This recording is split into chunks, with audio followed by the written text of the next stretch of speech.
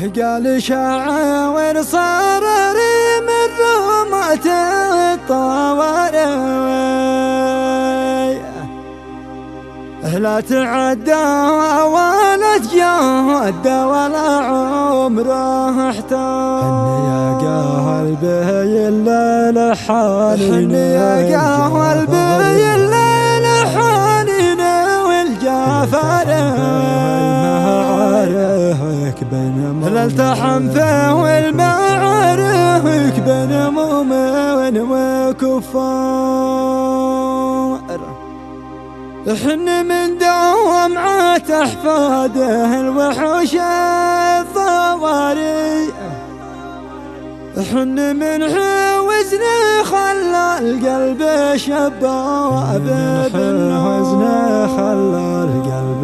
شباب. شيلة كتب كلماتها أبو محسن خالد الصراري المضري مرثية في وفاة ابن عمه مجدي ناصر الصراري المضري رحمة الله تغشاه وأسكنه فسيح جناته. أداء الشاعر أبو تركي التنني. مع تحيات سول ستوديو طه المرادي. قال شاعر صرري من رمته والطوارئ لا تعداها ولا تجاهد ولا عمره احتوت حني يا قلبي الليل حنين والجفاري التحم فيه والمعارك بين مؤمن وكفور حن من دوامعات احفاده الوحوش الضواري حن من حوزن خلى القلب شباب بالنور حن من دوامعات احفاد الوحوش الضواري حن من حوزن خلى القلب شباب حزن خيام على رميان بيته الصراري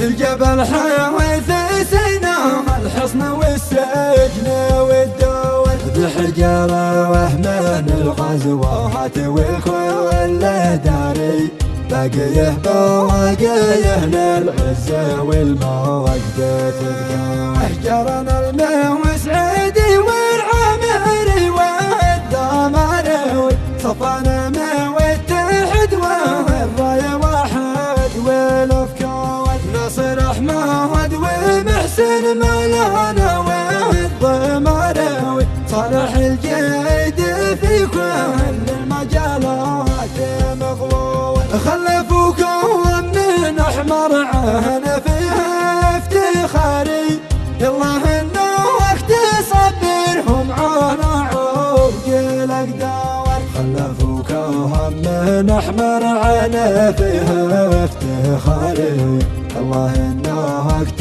صبرهم على عوق الاقدار ذا خرج بهند والثاني بدونه واختياره شل يا وادي المهون العلوم والاخبار خفت منه وقريبي وابن عمي وجاري مجدي الموجد له عندي مع الزواه ومقدار خفت منه قريبي وابن عمي وجاري مجدي الموجد له عندي مع الزواه ومقدار طيب الاصل من خيرة شبابه والصراري كب فيها والادب واخلاق الطفل والجوار لو بيده ورب الكون ينفذ قراري لافتدي موجدي الليله بعشرين كرار من رجاله والحاشب والبندقه واختياري يكسبناها اليوم البلطجه والتنمر ختمها به النبي صليت رغم وانكساري واحمده